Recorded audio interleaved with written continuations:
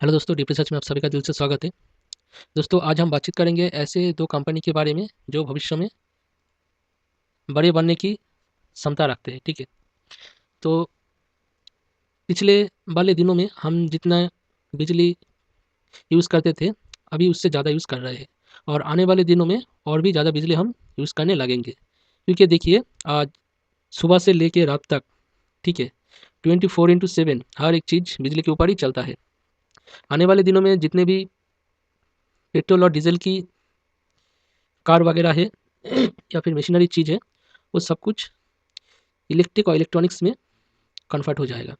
जिस वजह से क्या है, जिन-जिन कंपनी में इलेक्ट्रिक, इलेक्ट्रॉनिक्स और पावर इंस्ट्रूमेंट के ऊपर काम कर रहा है, वो सब कंपनी आने वाले दिनों में और भी अच्छा कामकाज करेगा और बिज़नेस भी उसका बढ़िया बनेगा, ठीक है?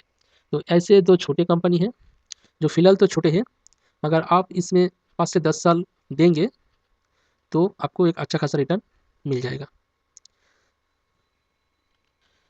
2 कंपनी का नाम आपने शायद थंबनेल में देख लिए होंगे। और एक बात दोस्तों, वीडियो थोड़ा लंबा होगा क्योंकि हम डिटेल्स में कवर करने की कोशिश करेंगे और वीडियो इन तक ज़रूर देखें ताकि आपको सब कुछ समझ में आ जाए। अगर आप स्किप करके देखेंगे तो आपको समझ में नहीं आएगा। अगर आपके पास टाइम नहीं है, कोई बात नहीं दोस्तों, वॉच लिस्ट में ऐड करके रख दीजिए। जब आपको टाइम मिलेगा तब आप पेशेंस के साथ देख लीजिएगा, ठीक है? तो दोस्तों, पहला जो नाम है वो है पुष्टम इन्फो सिस्टम लिमिटेड, ठीक है? इसका नाम है, करंट इसका प्राइस चल रहा है ₹178, ठीक है? ये जो 6 महीने का इसको रिटर्न यहाँ पे दिखा रहा है, 1 दिन का नहीं। अच्छा, उसके बाद हम नीचे जाएँगे और इसका मार्केट कैप भी देख सकते हैं यहाँ पे। मार्केट कैप हम यहाँ पे कवर नहीं करेंगे, बाद में हम डिटेल्स में कवर करेंगे।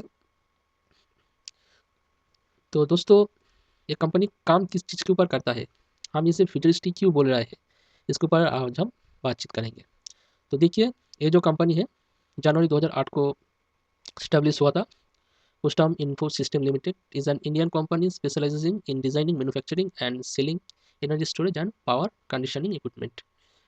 मतलब ये जो कंपनी है, खुद ही डिज़ाइन करता है और खुद ही मैन्युफैक्चर करता है और सेल खुद ही करता है। और स्पेशली ये जो कंपनी है एनर्जी स्टोरेज के ऊपर काम करता है, ठीक है? इसका की पॉइंट, बिजनेस का की पॉइंट देखेंगे तो इनकॉर्पोरेट इन 2008 मैं पहले से ही मेंशन किया हुआ हूँ।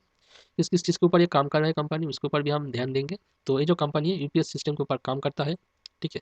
ईपीसी के ऊपर काम करता है और जितने भी मतलब just over the years it has translated into designing, manufacturing and assembling board portfolio of energy storage and power conditioning equipment under its brand, ठीक है? तो ईपीसी के ऊपर काम करता है जो फ्यूचरिस्टिक है, उसके साथ यूपीएस के ऊपर काम करता है, इन्वर्टर के ऊपर काम करता है, ठीक है? इसका बिजनेस सेगमेंट के ऊपर भी हम नज़र रखेंगे एक बार और वो भी देख लेंगे। तो बिजनेस सेगमेंट यहाँ पे देख सकते हैं, मैन्युफैक्चरिंग पावर सॉल्यूशन प्रोडक्ट में क्या-क्या आ जाता है, ठीक है? तो ये जो पावर सॉल्यूशन प्रोडक्ट है, इसमें आ जाता है यूपीएस सिस्टम,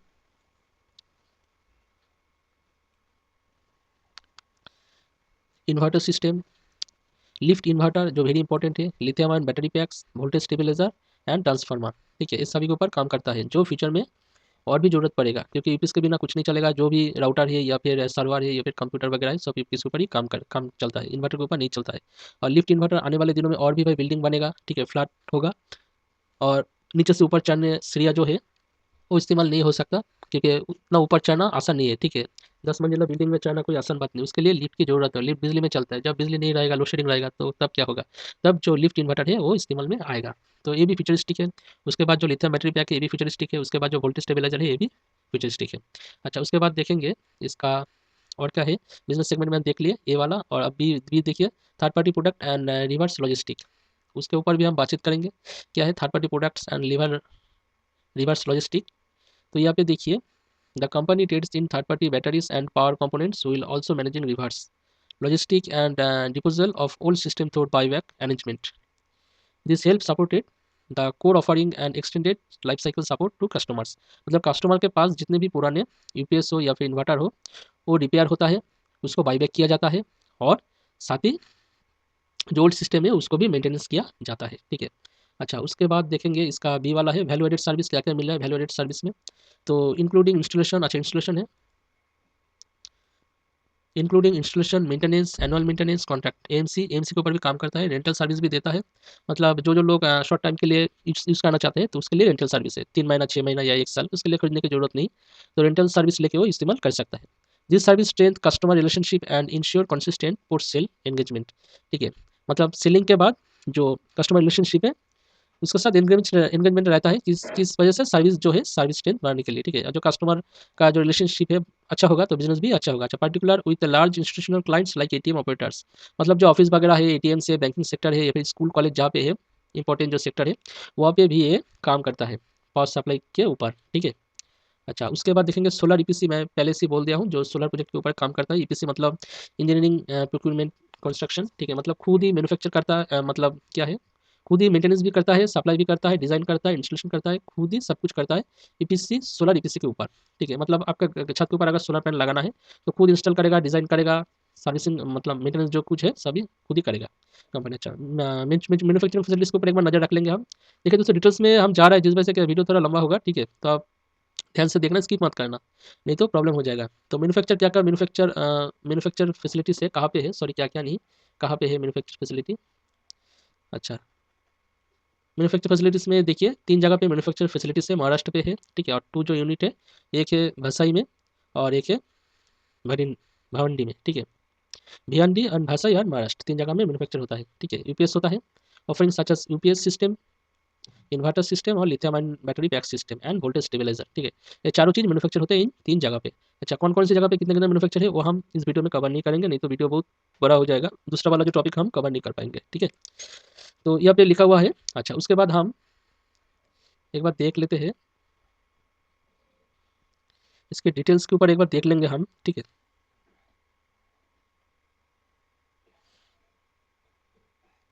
दोस्तों अब यह इसका जो फंडामेंटल है उसको थोड़ा बहुत देखेंगे, फंडामेंटल कैसे काम कर रहा है।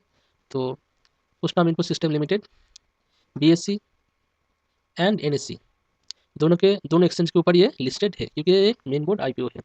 इसका मार्केट कैप देख लेते हैं, मार्केट कैप कितना है इसका। ठीक है, मार्केट कैप एक बार देख लेंगे हम। तो एक लगभग देख सकते हैं आप 1043 करोड़ का इसका मार्केट कैप है। करंट प्राइस चल रहा है 77 रुपीज़। ठीक है, हाई गया था 250 रुपया, 253 रुपया हाई गया था और 107 रुपया लो गया था। हालांकि 112 रुपये में लिस्टेड हुआ था। मैं इसके ऊपर भी आऊँगा। ठीक है, जो चार्ट है मेरा, तो चार्ट के ऊपर आके हम आपको दिखाएंगे। तो यहाँ पे जस्ट जो फंडामेंटल जो है एक बार देख लेते हैं। अच्छा, स्टॉक पी है 42 और जो बुक वैल्यू है 47। दोस्तों ये जो बुक वैल्यू स्टॉक पी है अलग-अलग साइट पे अलग-अलग तरीके से दिखा रहा है। कहीं पे 42, कहीं पे 40। ठीक है, और जो बुक वैल्यू कोई पे 48% दिखा, कोई 48 दिखा रहा है। डिविडेंड यील्ड, छोटा कंपनी है तो डिविडेंड देने की तो बात ही नहीं है बनता। अच्छा, इसका जो फेस वैल्यू है 10 है, मतलब भविष्य में ये स्प्लिट देगा। अच्छा, आरओई, रिटर्न ऑन इक्विटी देखिए 30% है। हमें कितना चाहिए? 15%। मेरा जो चेकलिस्ट है भाई 15% मेरा चेकलिस्ट के ऊपर है। ठीक है, अगर 15% से नीचे है मैं उस स्टॉक को घूम फिर के भी मैं देखूंगा नहीं। ठीक है, उस कंपनी को, मगर इसका 15% है जिस वजह से हम इसको डिटेल्स में कवर कर सकते हैं। सिर्फ जो आरओई है वो देख के भाई नहीं आना है, सब कुछ देखना है इसमें। ठीक है, रिटर्न ऑन इक्विटी ये भी भाई 30% है, ये भी बढ़िया बात है। ये भी हम 15% ही देखते हैं। ठीक है, अगर 15% या 15% से ऊपर है तभी हम उसके बारे में चर्चा करते हैं। मैं तो स्पेशली करता हूँ 15% से नीचे हो, जितना भी अच्छा कंपनियाँ हो, मैं भाई उसके ऊपर देखता ही नहीं। ठीक है, रिटर्न ऑन इक्विटी। ठीक है, मैं इसके ऊपर देखता ही नहीं, नज़र ही नहीं रखता। बहुत सारी चीज़ें भाई देखने के लिए, एक दो चीज़ नहीं, 7 से 8 हज़ार भाई कंपनियाँ हैं यहाँ पे। अच्छा, उसके बाद देखेंगे, नीचे आ जाएंगे, नीचे आके देखेंगे यहाँ पे थोड़ा बहुत चार्ट दिया हुआ है, मगर यहाँ पे हम चार्ट देखेंगे नहीं। मेरा जो अलग वाला साइट है वहाँ पे चार्ट देखेंगे, यहाँ पे देख सकते हैं। अच्छा, यहाँ पे प्रोस एंड कॉन्स क्या क्या है। प्रोस और कॉन्स क्या है, डेप्ट नहीं है। ठीक है, डेप्ट फ्री कंपनी हम बोल सकते हैं, ऑलमोस्ट 0.6% डेप्ट है, वो भी देख लेंगे। Company deliver good profit growth of 36% CAGR last 5 years, ये भी बढ़िया बात है। अच्छा, कंपनी से गुड रिटर्न ऑन इक्विटी, जो मैंने बोला था अभी 33% दिखा रहा है, वहाँ पे 30% दिखा रहा है। कॉन्स क्या है, थोड़ा the company has reporting repeated profits, it not paying out dividend. तो क्या हुआ भाई, डिविडेंड नहीं देने दो, कोई बात नहीं, छोटा कंपनी है, डिविडेंड देगा तो ग्रोथ कहाँ से आएगा। कंपनी जब बड़ा बन जाएगा, ठीक है, रिलायंस जैसा, तब डिविडेंड देगा। अच्छा, उसके बाद देखेंगे, यहाँ पे नीचे आ जाएंगे, नीचे आके देखेंगे यहाँ पे पीआर कॉम्पोजिशन। ठीक है, तो यहाँ पे इसका जो कॉम्पिटिटर है, वारी एनर्जी से, प्रीमियर एनर्जी से, एपीआर इंडस्ट्री है। ठीक है, वारी रिन्यूएबल है, जेनस पावर है, विक्रम सोलर है, सबसे नीचे पुष्टम इन्फो सिस्टम है। तो इसका P, dividend yield, market cap सब कुछ है। तो मार्केट कैप में देखिए पुष्टम सबसे छोटा है। ठीक है, इस सेक्टर में। और इसका जो क्वार्टर का सेल है, सेल भी देख सकते हैं यहाँ पे, क्वार्टरली प्रॉफिट परसेंटेज। ठीक है, तो इसके डिटेल्स में कवर नहीं करेंगे, नीचे आ जाएंगे। अच्छा देखिए सेल्स, सेल्स देखिए, देखिए भाई किसी भी कंपनी में प्रॉफिट हो ना हो भाई, सेल्स होना बहुत जरूरी है, ठीक है, क्योंकि रेवेन्यू भाई आएगा, सेल बढ़ेगा तो मार्केट कैप्चर करेगा। अभी प्रॉफिट नहीं हो रहा है, मगर भविष्य में वहाँ से प्रॉफिट आएगा, जो क्लाइंट आएगा वहाँ से प्रॉफिट आएगा भाई, सेल्स बहुत जरूरी है, ठीक है। तो 2024 में देखिए सेल्स कितना होता है, 98.51, दिसंबर ये क्वार्टर का है, और 2025 का जो सितंबर है यहाँ पे 64.61। तो सेल्स तो भाई घटा है यहाँ पे, पहले तो 98 बढ़िया सेल था, उसके बाद देखिए 75 हुआ, उसके बाद 77, उसके बाद 50, फिर 64, ठीक है। तो एक बात दोस्तों, एक छोटा कंपनी है जिस वजह से क्या है, इसमें वॉलिटिलिटी बहुत ज़्यादा है भाई, बहुत ही ज़्यादा, आप सोच नहीं सकते, ठीक है, इतना ज़्यादा वॉलिटिलिटी है इसमें, ठीक है। तो छोटा कंपनी है, तो इसको जिस तरीके से ऑर्डर मिलेगा वैसे ही भाई इसमें सेल आएगा, ऑर्डर नहीं मिलेगा तो सेल नहीं होगा, रेवेन्यू होगा, रेवेन्यू नहीं होगा, प्रॉफिट नहीं होगा, ठीक है। एक्सपेंसेस, एक्सपेंसेस भी भाई आप देख सकते हैं यहाँ पे 77 था, 64, 66, 47, 53। अच्छा, उसके बाद नेट प्रॉफिट में एक बार देख लेंगे हम, देखिए 14.02, ठीक है, ऑब्वियसली करोड़ का है। अच्छा, उसके बाद 7.79, उसके बाद 6.84, और उसके बाद 1.56, फिर 8.46। मतलब रेवेन्यू में यहाँ पे कंटिन्यूसली गिरावट हुआ है, प्रॉफिट सॉरी रेवेन्यू नहीं, प्रॉफिट में उसके बाद धीरे धीरे करके रिकवर हुआ है, जिस तरीके से अपलाइन होगा डाउनलाइन भी उसी टाइप से ही होगा। मैं पोस्टम के ऊपर रिजल्ट का वीडियो में अपलोड किया हुआ हूँ, अगर आपको रिजल्ट देखना है तो मेरे चैनल के ऊपर जाकर वीडियो देख सकते हैं। अच्छा, उसके बाद प्रॉफिट एंड लॉस यहाँ पे देख सकते हैं,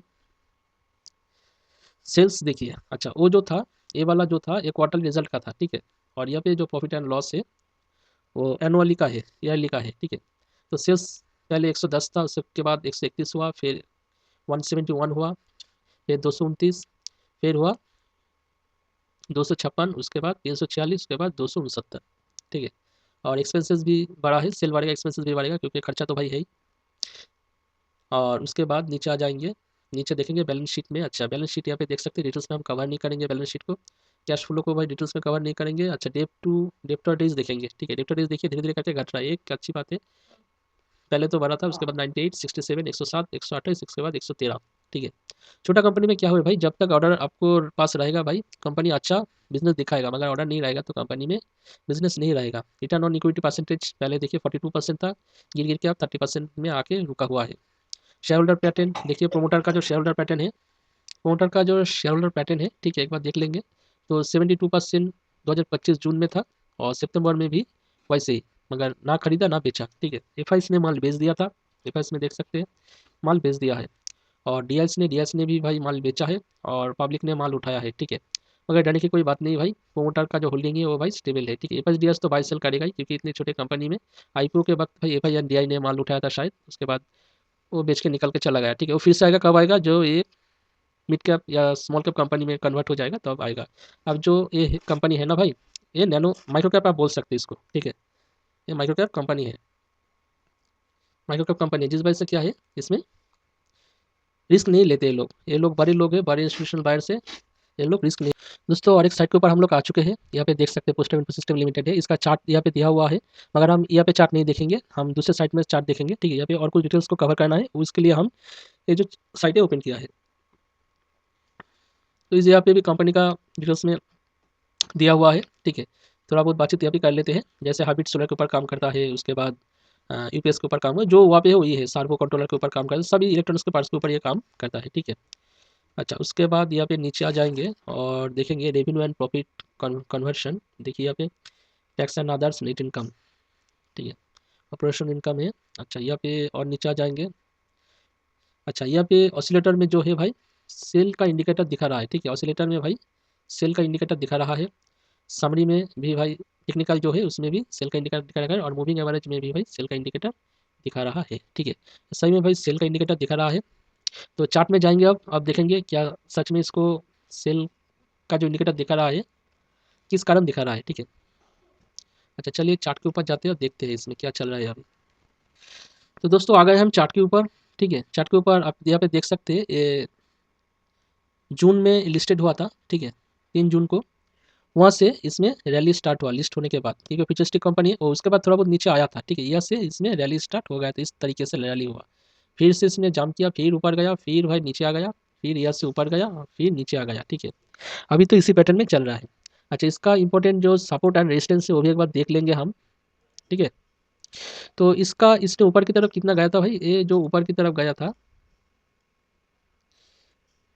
₹253.50, ठीक है, ₹253.50 ये हाई लगाया था और नीचे की तरफ लो लगाया था ₹107 समथिंग, वो भी एक बार देख लेते हैं नीचे की तरफ कितना लो लगाया था।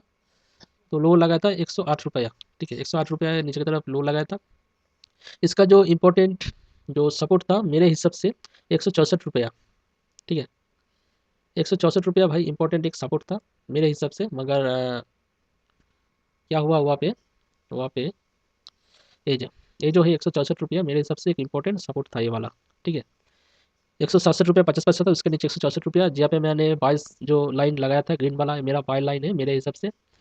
तो उसके भी नीचे आया था लगभग, यहाँ पे देख सकते हैं आप कितने में आए थे, एक बार देख लेते हैं, ठीक है। उसके नीचे कितने में आए थे रेड वाला, ₹149.07 भाई, यहाँ पे एक बढ़िया भाई बाइंग जोन बन चुका था, ठीक है। यहाँ पे अगर कोई भी बाई करके बैठा हो ना, तो भाई बहुत लाकी है वो, मेरे हिसाब से वो बहुत ही लाकी है, क्योंकि ये जो कंपनी जब भागेगा ना भाई, इसको बहुत अच्छा खासा रिटर्न मिल जाएगा, इसको बहुत अच्छा खासा रिटर्न मिल जाएगा।